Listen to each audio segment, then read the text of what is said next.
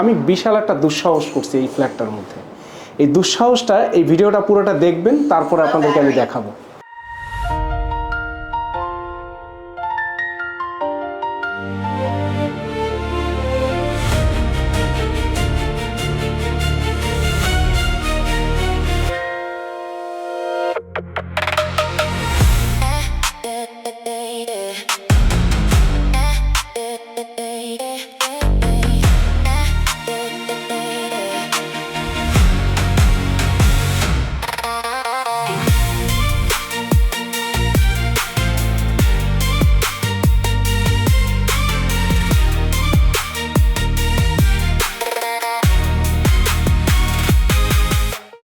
আসসালামু আলাইকুম, ইঞ্জিনিয়ার বশর সিদ্দিকী বলছি বর্ণা ইঞ্জিনিয়ারিং থেকে।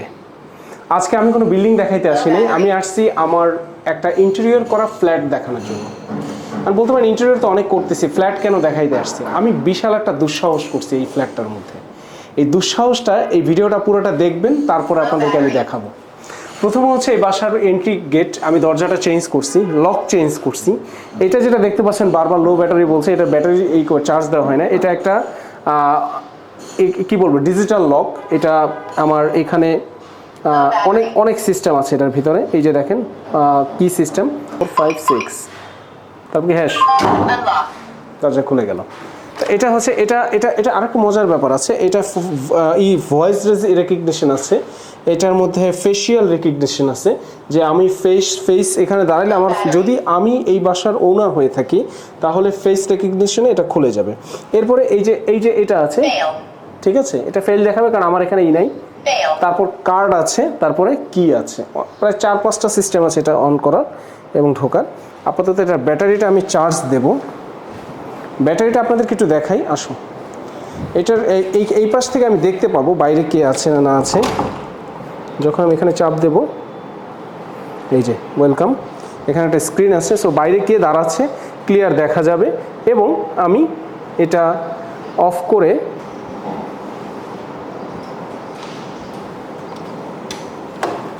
এইভাবে অফ করে, এই হচ্ছে আমার ব্যাটারি। আমি বেসিক্যালি ব্যাটারি চার্জ দেব।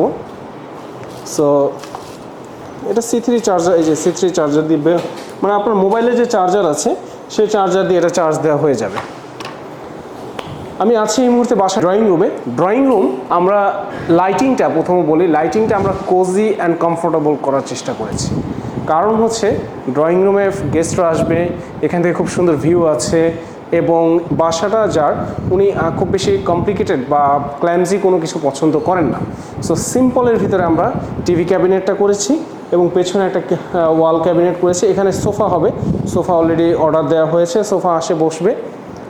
এবং এই পাশে হচ্ছে গেস্ট রুম। আমরা এখনও কাজ করছি, আমাদের ইন্টেরিয়র কাজ শেষ হয় না, প্রচুর কাজ বাকি আছে। বাট আজকে দেখাচ্ছি একটা ইন্টেরিয়র কাজ কেমন হয়। এই খাট আমি নিজে বানিয়েছি, ঠিক আছে। এখন এটা কী বলে ম্যাট্রেস বানাতে দেওয়া হয়েছে, ম্যাট্রেস আসবে। খাটের পেছনে ওয়ালের সাথে দেখেন কম্বিনেশন করে ওয়াল ডিজাইন করা হয়েছে, ক্যাবিনেট দেওয়া হয়েছে। এগুলো এখনও ক্লিনিং করা হয় না, এখনও ক্লিনিংয়ের কাজ প্লাস ফিনিশিংয়ের কাজ বাকি আছে। এটা আমাদের ওয়াশরুম, গেস্ট ওয়াশরুম। বারান্দা আছে, আমাদের রঙের মালামাল এখনও রাখা দেখতেই পাচ্ছেন। আচ্ছা, একটা ড্রেসিং টেবিল দেওয়া হয়েছে।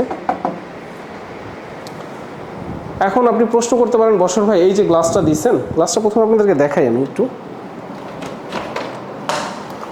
প্রথমে এটা এইভাবে খুলে রাখা যাবে,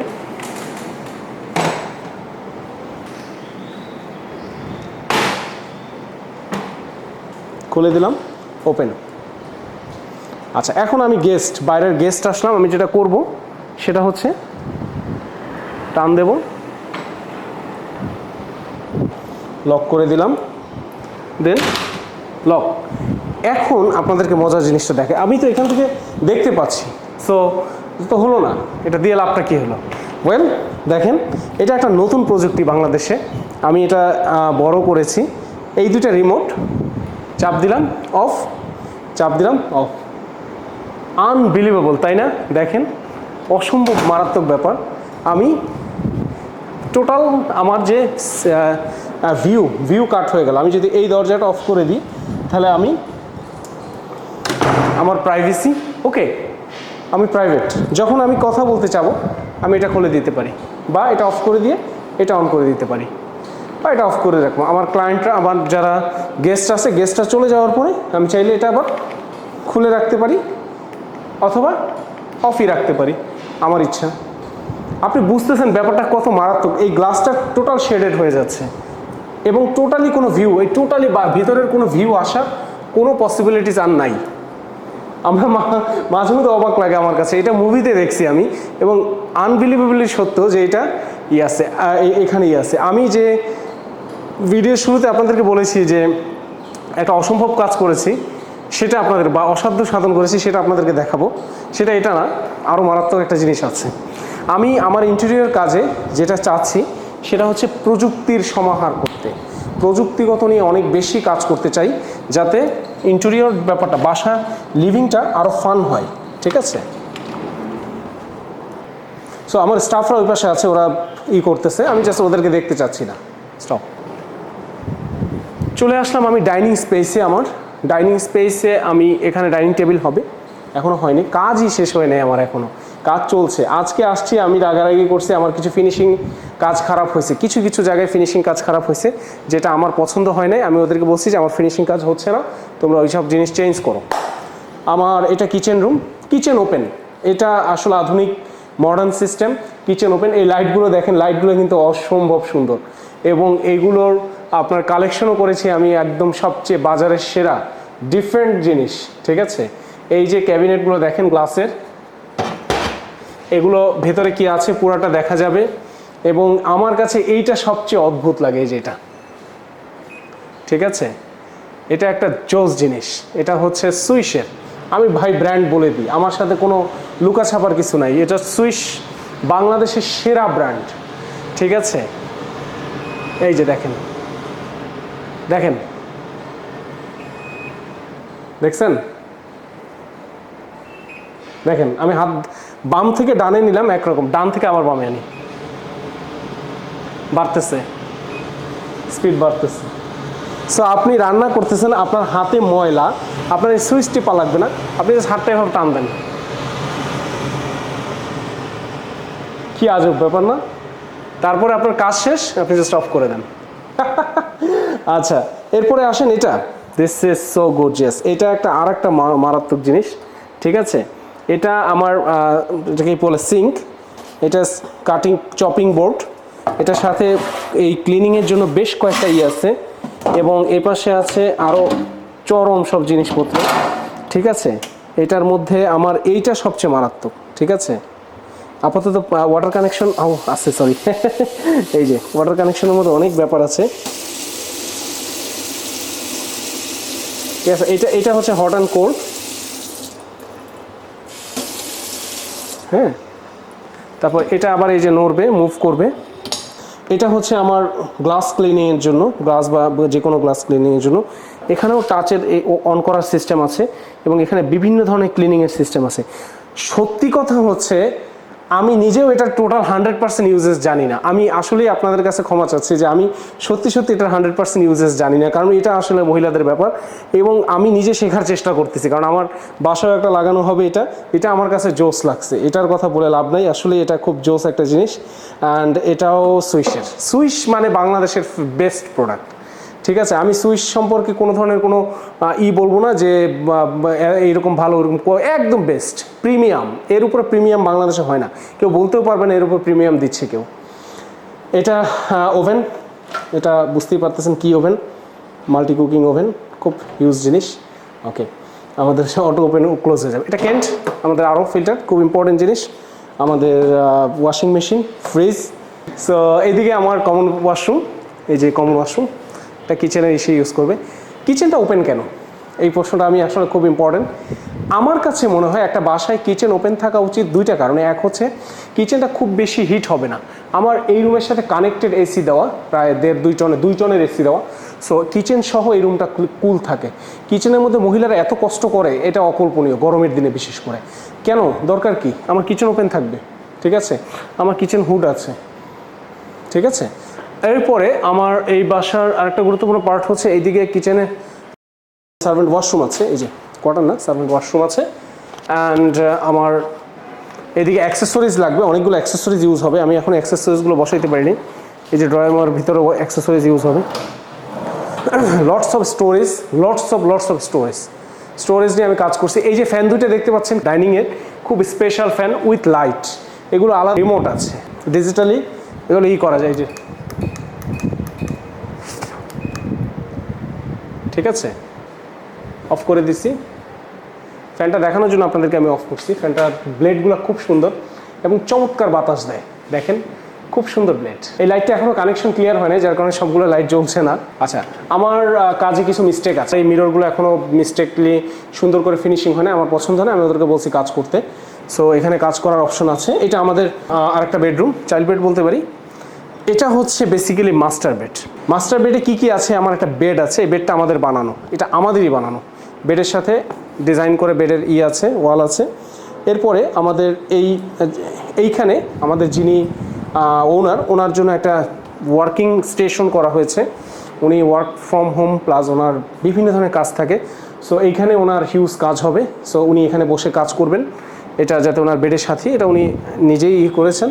আর এটা হচ্ছে ওনার টিভি ক্যাবিনেট, টিভি এখনও লাগানো হয়নি।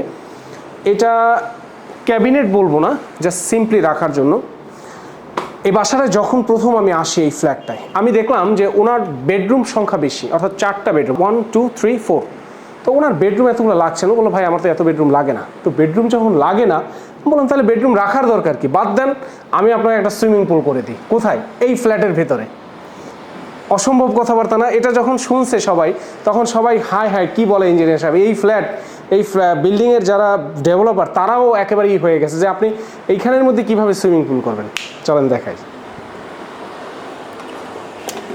আমি এই বেডরুম অফ করে দিচ্ছি, এই বেডরুম পুরোটা অফ। এটা কিন্তু একটা বেডরুম, আমি এই বেডরুম পুরো অফ করে দিয়ে, this is my swimming pool. এইখান থেকে হেঁটে উঠবে। এটা হচ্ছে আমার সিলিংটা লাইট জ্বলবে, তারা জ্বলবে রাত্রেবেলা। এটা এখনও কাটা হয় নাই, কাটলে আপনারা বুঝবেন ফিনিশিং যখন আসবে। মেশিন দেখেন এক্সপোজ হয়ে আছে, এগুলো এখানে কাজ করবো আমরা, ঢেকে দেবো এই জায়গাটা। এবং এখানে মেশিনগুলো দেখলেই আপনি বুঝতেছেন যে এখানে হিউজ কাজ হবে, হিউজ। এটা basically swimming pool plus jacuzzi, water flow হবে ভেতরে, ঠিক আছে। আমি নিজে গোসল করে আপনাদেরকে দেখাবো এটার মধ্যে। এটা হচ্ছে আমার cabinet, this is my cabinet. একদম পুরো বাসার টোটাল স্টোরেজ এখানে হবে।